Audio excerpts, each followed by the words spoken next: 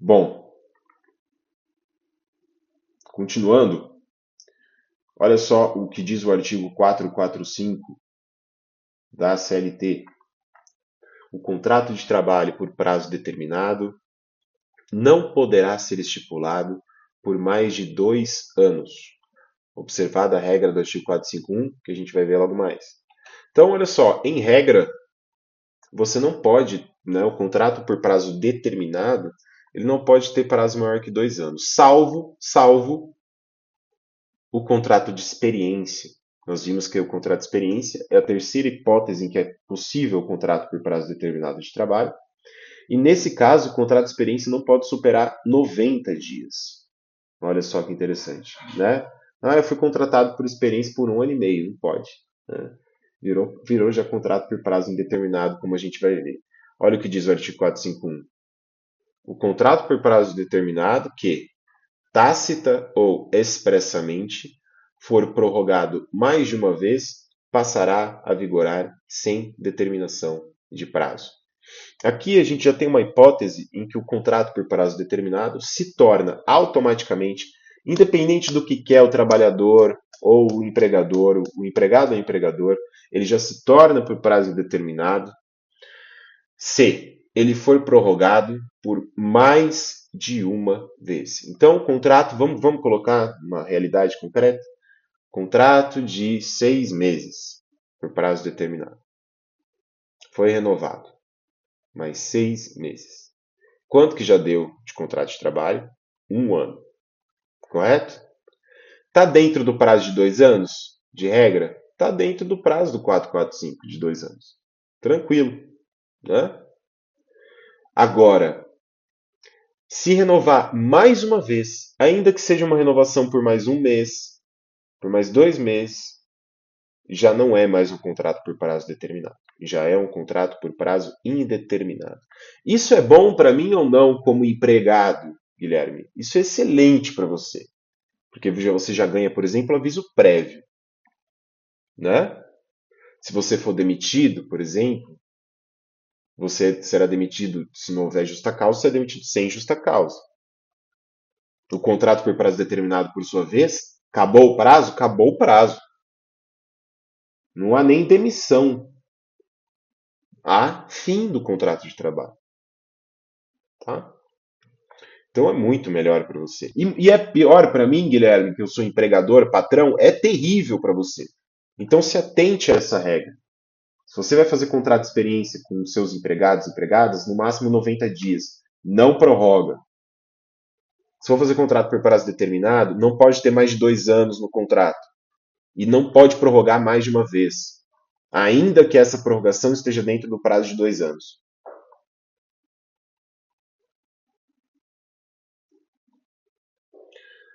Diz a súmula 188 do TST. O contrato de experiência pode ser prorrogado, respeitado o limite máximo de 90 dias. Veja, a mesma regra do 445 e do 451. O contrato de experiência pode ser prorrogado, respeitado o limite de 90 dias. O contrato de experiência era de 60 dias. Posso prorrogar? Pode prorrogar. Posso prorrogar para 40 dias mais? Não. Você só pode prorrogar para mais 30 dias mais, porque 30 mais 60, 90. Olha só que interessante, contrato de experiência, prorrogação, automática, validade. A súmula 181 do TST estabelece que o contrato de experiência pode ser prorrogado, respeitado o limite máximo de 90 dias. Assim, não há exigência na forma como a prorrogação do contrato de trabalho por prazo determinado ocorrerá, sendo apenas permitida uma única prorrogação, respeitado o prazo máximo de 90 dias do contrato de experiência. O que o TST está dizendo aqui? O TST está dizendo aqui que, ainda que o contrato de experiência seja de 30 dias, você quer renovar por mais 30, 60, você pode renovar de novo? Não. Mas eu ainda tenho mais 30 dias, porque o limite é 90. Não pode prorrogar mais de uma vez. Só pode prorrogar uma vez. Não importa se o contrato é de experiência ou por prazo determinado comum. Só pode renovar uma vez. É isso, né? que se está dizendo aqui nesse entendimento do tribunal mais importante que a gente tem em legislação do trabalho, tá?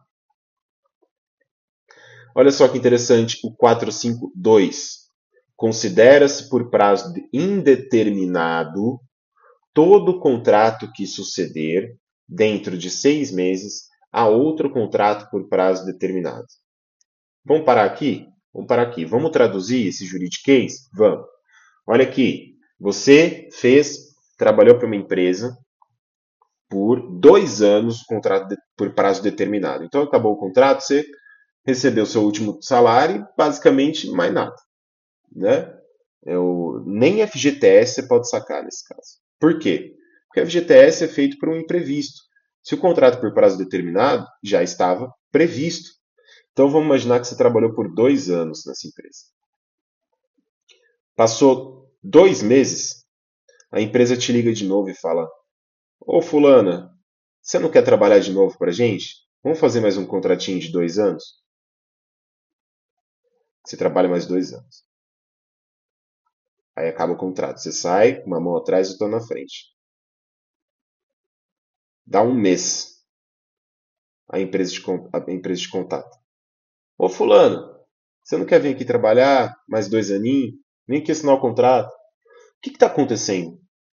O que está acontecendo é uma relação de emprego, um contrato por prazo indeterminado, mascarado de vários contratinhos por prazo determinado. É isso que está acontecendo. E é isso que a lei está coibindo. Ou seja, se você, vou falar agora para você, futuro patrão, futura patroa, se você, com seus empregados, né, contratou alguns empregados por prazo determinado, acabou o contrato, você tem que esperar 6 meses para recontratar essas pessoas, se quiser recontratar por prazo determinado. Tá bom? É isso que a gente tem para dizer aqui. Salvo, essa é a regra, você já sabe. O direito é regra, exceção, regra, exceção, regra, exceção. Essa é a regra. Qual que é a exceção? Se a expiração do contrato, o contrato não era por prazo, por termo pré-fixado. Se o contrato acabou porque acabou o serviço ou certo acontecimento aconteceu. Então, no caso lá das fantasias do carnaval, o contrato ia acabar 3 meses antes do carnaval. 1 mês antes do carnaval. Pode ser? 1 mês antes do carnaval. Acabou o contrato 1 mês antes do carnaval. A gente está na situação do certo acontecimento de suscetível previsão. Acabou o contrato um mês antes do carnaval. Rolou o carnaval. 1 mês depois do carnaval. Já tem que pensar no carnaval do ano seguinte. Recontrato pessoal. Pode. Todos são contratos por prazo determinado. Porque o carnaval não é termo fixo. Projeto, execução da casa. Fiz uma casa, chamei o pessoal, trabalhou. Casa enorme. Eu sou muito poderoso e rico na minha fantasia. Né? Eu construo uma casa, demora 3 anos lá para construir a casa. 2 anos para construir a casa, para bater o contrato por prazo determinado. 2 anos. Deu 2 meses depois, eu quero contratar, quero fazer outra casa. Quero fazer um escritório agora. Pronto.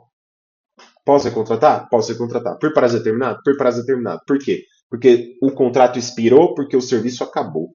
Não era por termo pré-fixado. Você lembra que uma das primeiras hipóteses em que é possível, né, em que existe um contrato por prazo determinado, é por termo pré-fixado? Pois então. Características dos contratos individuais de trabalho. Né? O contrato individual de trabalho, pessoal, em primeiro lugar, ele é de direito privado. Pode parecer esquisito, mas prevalece aqui no contrato de trabalho a autonomia da vontade. Ainda que hajam muitas regras do direito do trabalho para proteger o trabalhador, o que prevalece aqui, e hoje mais do que nunca, é a autonomia das partes. Principalmente quando a gente também fala, depois, né, de contratos coletivos de trabalho. Acordos de trabalho, convenções de trabalho. Né, convenções coletivas e acordos coletivos. O contrato de trabalho é consensual. Por quê? Porque ele depende, né, de um consenso, do consentimento das partes. Ele é um contrato bilateral, porque existem interesses divergentes aqui. Né? O empregado entra nessa para receber salário, o empregador entra nessa para obter mão de obra. É oneroso, porque envolve salário. E é sinalagmático, porque ele envolve obrigações de cada lado, entendeu? Envolve um toma lá da cá. O trabalhador entra com a sua força, mão de obra, intelecto também é mão de obra, e o empregador entra com a remuneração, com o salário.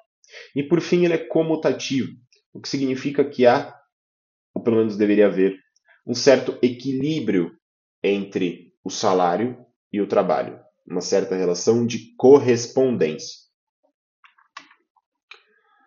Falar um pouquinho das anotações na CTPS, pessoal. A, a, a CLT diz que a CTPS vai ser emitida pelo Ministério da Economia. Que cuidado, né? Essa redação de 2019 ela foi feita durante o governo Bolsonaro, que havia extinto o Ministério do Trabalho e Emprego.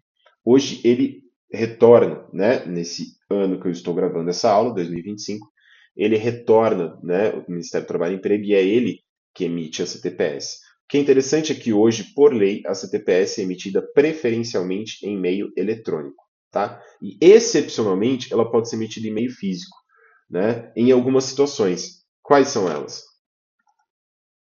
Ah, eu não anotei. Tá lá na CLT, né?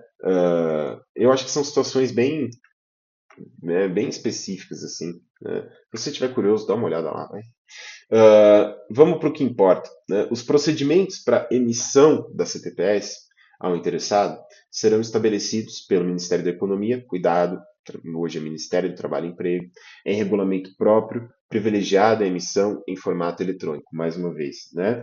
A CTPS, diz o artigo 16, terá como identificação única do empregado o número de inscrição do cadastro de pessoas físicas, ou seja, né, já não se está se abandonando o NIS para que a CTPS só tenha como identificação do empregado o CPF. Né?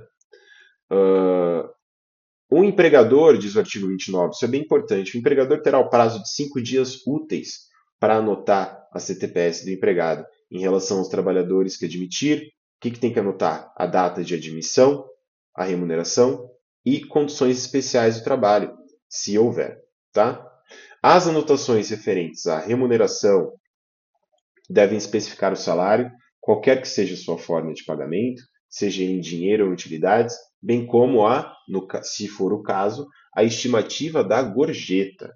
Então, a utilidade é cesta básica, dinheiro, aluguel da casa que paga, estimativa da gorjeta, tem que estar tudo na CTPS, porque a gente viu que a CTPS é uma importante prova do contrato individual de trabalho. Né?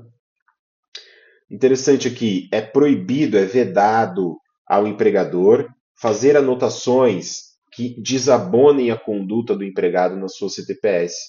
Né? Ou seja, é proibido que o empregador anote coisas que possam fazer uma má imagem do trabalhador, do empregado, da empregada na sua CTPS.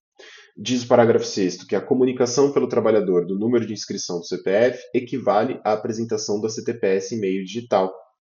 Ou seja, hoje em dia, o trabalhador, o empregado, a empregada, só chega e diz o CPF que o empregador já tem tudo o que ele precisa para fazer as suas anotações na CTPS. Tá? O trabalhador deverá ter acesso às informações da sua CTPS no prazo de até 48 horas a partir da sua anotação.